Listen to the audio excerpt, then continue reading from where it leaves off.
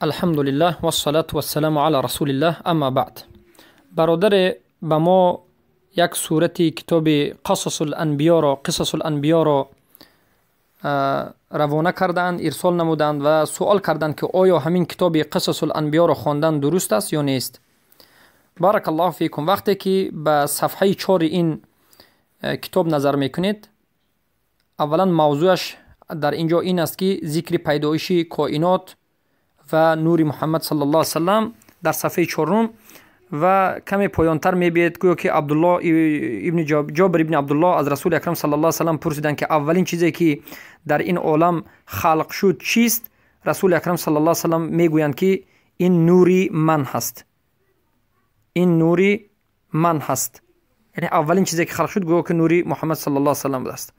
که البته در اینجا یک روایت آمده است که این باطل است، این سخن باطل است. این به رسول اکرم صلی الله علیه و این سخن هیچ نسبت دادنش ممکن نیست، چرا که این سخن موضوع است، از موضوعات است، صوفی ها گذاشته هستند یا رافضه ها گذاشته است و این از باطلات است.